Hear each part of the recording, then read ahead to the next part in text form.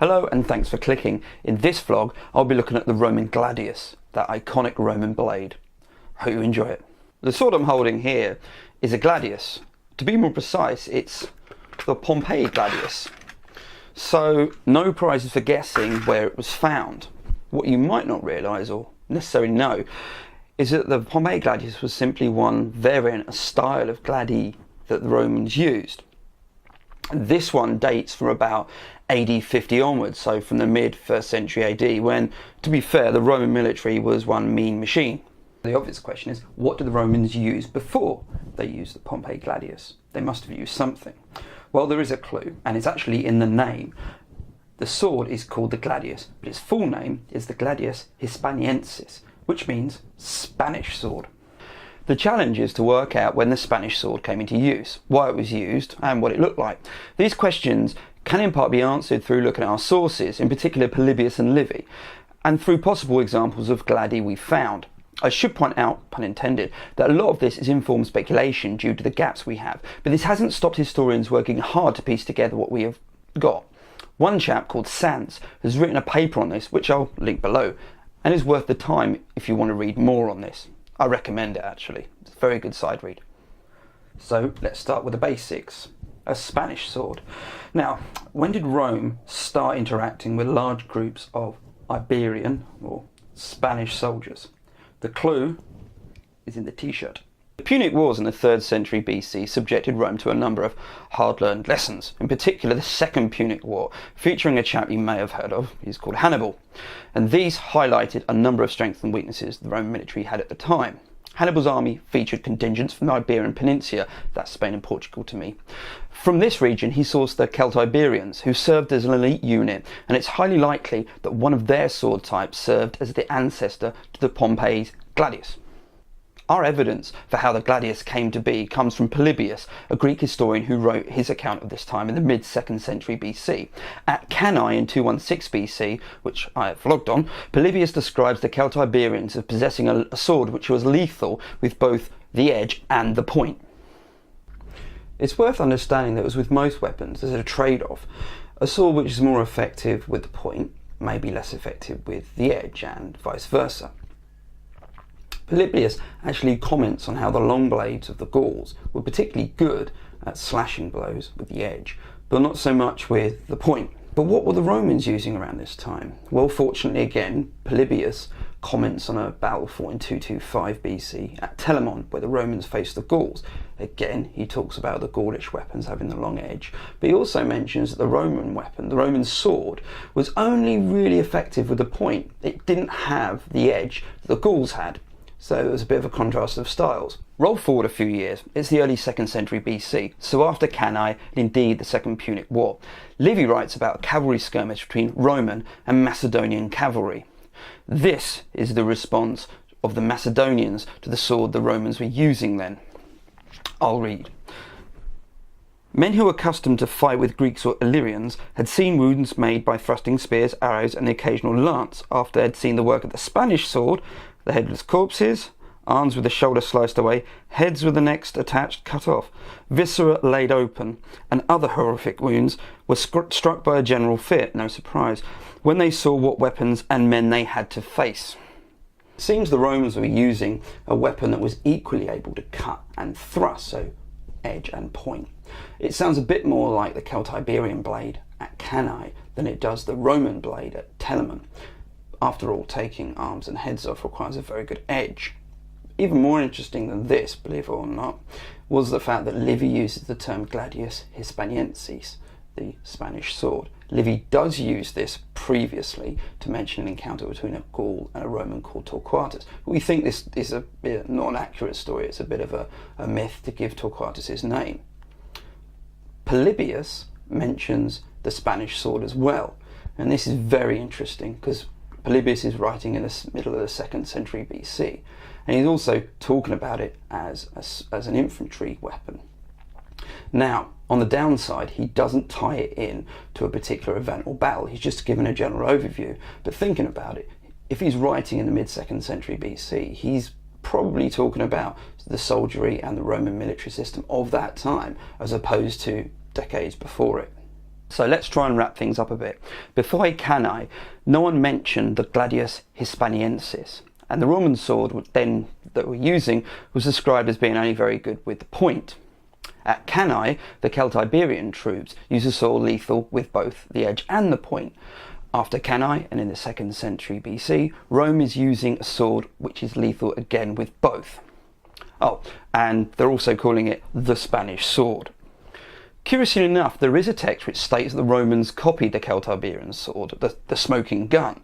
Sadly, this dates to the 10th century AD. It's part of something called the Suda, which is a Byzantine text, but the section which this relates to is thought to be original Polybius. But, you know, it's still frustrating. So let's work on the premise that Rome adopted the sword from the Celtiberians following the Second Punic War. Indeed, part of the Second Punic War involved Rome invading the Iberian Peninsula, so it's likely they would have access to the resources and the experts to make the blade itself. If we've looked at when and where concerning the Gladius, it's probably about time that we look at the what and exactly what it looked like. As I said earlier, there's literally no expense spent here. What this is, in case you're wondering, I'm sure you are, is a representation of the different lengths of blade that we have from any kind of surviving or estimated surviving pieces of Roman Republican gladi from largely the 1st century BC. We'll start at the top. This is the original that Sanz proposes. It's about 60 centimetres long. We then move on to one found 100 BC, the Maurice blade, and that's just under 64 centimetres. Slovenia, 80 BC, 65 centimetres. Delos, quite a famous one, 63 centimetres, and that dates to around 70 or 69 BC. Osuna in Spain, 64 centimetres, and that's 50 BC. And then the biggest one of the lot is 66 centimetres, the Berry Boy blade, and that's 20 BC. A couple of interesting things you might want to consider. Firstly, these are found all over the place. Obviously, this is the estimated one, but we've got them from sort of Central Europe, and we've also got them even out in the Aegean, the Delos blade. The other thing, which I'm sure you've noticed, all the blades have got longer. You might have thought perhaps they'd stay the same, or perhaps they'd have a trend that came back on itself, but in this instance, they all seem to be going and getting progressively longer. Well, consider Livian's account of the blade used against the Macedonians. It was a cavalry encounter, and cavalry tended to use longer swords. Not all fighting was done on horseback though, but it would have helped to have that extra reach with a bit of a longer blade. Then there's the thought that the Roman army at this time was amateur, it wasn't professional. These were chaps who were largely farmers and smiths, and they weren't soldiers anyway. That would have been something they would have called up to do. Perhaps a longer blade was easier to train someone with. It would have given them confidence holding it. We'll probably work out as we come to the end that shorter blades require more skill. That's not to say longer blades didn't, but for someone who didn't have much time to train, perhaps the longer blades were just easier to use. I've now added the two blades of the imperial period. We've got the Mainz Gladius, which comes into around 20 BC, and we've also got the Pompeii Gladius, which you saw me handle earlier, and that was from about AD 50. The obvious thing is that they've reversed the trend. They've bucked that trend of longer blades, and suddenly the blades are becoming really, really, really short. I'll get to why that probably was, but the Mainz blade, for my purposes, is really, really interesting. And that's because it kind of bridges the gap between the old style of blade where you had a long edge and the much shorter blade, and you're looking at sort of 10 or 12 centimeters worth of length given away, and that's really, really, really you're going to see that on the battlefield. That's quite a lot to lose. So it's probably worth at this point stopping and looking at the Mainz blade and seeing how it reflected the old, but also how it anticipated the new. Time now for a bit more of the old arts and crafts. What I've got is a drawing of a technical drawing, and I'll post the link below. It's a really good website, and they have some detailed drawings and some, like I say, some technical drawings. And this one in particular is from the Mainz blade from the British Museum. So here we go. This is the Mainz blade, or a version of it. Now I've tried to be as accurate as I can, but you know, I'm not that great. Anyway, it does allow us to look at the key points behind the Mainz blade. So first of all, we have a long tapering point, And that was, well, we'll get to why that probably was. We've also got something called wasting. If you can see, the blade comes in and then comes out again. We think this may have been an occurrence with some of the earlier Celtiberian blades, and it is a feature of other blades too. This is not uniquely Roman. Again, there's probably a reason behind this. Well, there is, and we'll look at that. So as you can see, it's a shorter blade. You can see from previously, it's representative of the shorter blades that are coming into trend now, with three key features. Elongated point, wasted blade, shorter length. So why do we have these three features being brought in to an extent that they are? Well, here are my 2 denarii. Shorter length. The entire Roman kit was developed in line with close quarter fighting. If you watch my vlog on the scutum, you'll see that, and also with the pugio. Longer blades make this difficult. They're a hindrance in close quarter. So the shorter blade meant you could engage the enemy without being well, in a smaller space, more easily. The Mainz certainly reduces the length of blade, so perhaps as the legionary became more specialised in both the adaptation, training and deployment, the Mainz reflected this. The elongated point, well, it's perfect for stabbing, and I think probably that's about it. The long point might have led to problems down the line because it can bend or it can break, but this certainly would have allowed the legionary to get into the neck, armpit, groin and belly of the enemy, which is what it was trained to do. And this meant that a short blade still had a bit more reach to it than it might have done with a shorter point, the wasted blade or drunk mercenary. I've pondered over this, and I think that that extra weight towards the end of the blade, which is what the wasted blade does, it narrows in and then comes out, gives the blade a bit more of a chopping potential to it. And this makes sense because obviously the longer blade, which they used to have, would have been far more effective as a slashing blade.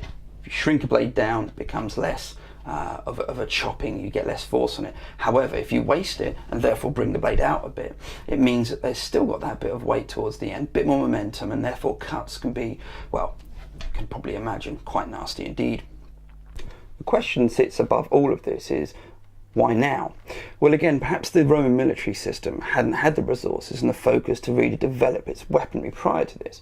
By the imperial period, Rome had a military which was unified, and thus these sorts of advances could be made to a single military entity. As an example of this, I read a very good argument which posited that the developments in other areas of the Roman military freed up the gladius to be more specialised. In and around the middle of the 1st century BC, Rome started issuing the spatha, a longsword used by the cavalry. If the earlier gladius had been a sword used by both, now the cavalry had their specialised blade, and in turn the infantry could start developing theirs. So, what do we make of the Pompeii Gladius? I've got the Pompeii Gladius here. Thought we could have a final look at it. We've seen from the previous measurements it was really, really short. It's also got a very, very, very short point as well. In comparison, stark contrast, as it were, to the Mainz Gladius. You've got the familiar pommel at the end, which was very useful simply because it acted as a bit of a counterweight. I think these might have been spiked as well, so you could always use this as a bit of a weapon. For simply purposes of comparison for the Mainz blade, I did some more arts and crafts and I cut out a cardboard blade using the same dimensions I did on the picture earlier, so you can see the difference up close. So here we go. As you can see, you've got a blade which is far shorter. There's no wasting, as it were. There's not a wasted blade on the Pompeii Gladius. It is a narrow and parallel blade, and you're really lacking on the length. There's not this elongated point. It's really quite an ugly snub-nosed point here. Taking our earlier observations, we could argue that by this point the legionary was a very skilled close quarter combat technician, so they could deal and they could proficiently handle a very short blade. The edges for this would obviously still be very, very sharp, but it was really this end that was going to be doing the damage. It's very, very short, as I've said. That was probably more to do with the fact that it was less likely to bend or break, but it would still afford legionary of this time the necessary sort of power to get into someone and cause those horrific wounds that it was there for. This was thrusting, so this could get inside your belly and the other places I mentioned, such as the neck, armpits and the groin. Still a very effective weapon. Would have taken someone who had a lot of skill to use it though, and I think this is part of the reason why it was brought in, because by this point the military of Rome was able to have that level of quality of soldier who could wield this safely in battle, meaning they could have tighter, more controlled, disciplined formations. And it was a brilliant thing. Though charting the evolution of the gladius isn't the easiest affair, perhaps the main outcome isn't that we have a definitive timeline. The lack of an easy answer pulls us out of simply looking at the blade as an independent object and turns our attention elsewhere. A result of this is that we can see the gladius as responding to the development of the legionary and in alignment with all the other kit that he was using. Here was a unit that was becoming more specialised as a close quarter fighter. We have the armour, the shield, which was perfect for in-your-face engagement, and in some areas we have the pugio, the Roman dagger, which I've vlogged on, and was suited for the really close up and nasty. The reasons for the gradual shortening of the blade have been, examined at least. So by the time the Pompeii style was introduced, you had a legionary who was wildly different from the one who had been utilising the early gladius and its variants. Giving this to a legionary post-canine in the 2nd century BC might have got you a few strange looks and perhaps the odd Latin swear word thrown back at you. If we really wanted to get poetic, we might consider the gladius as the Roman military, something borrowed, something improved upon and adapted to a high level of specification. I don't think that there's a coincidence that then when this was being issued, Rome was approaching the peak of her military prowess. Anyway, there we have it. I hope you enjoyed the brief overview. As ever, leave nice comments please below, and hopefully I'll have another one up soon. Bye.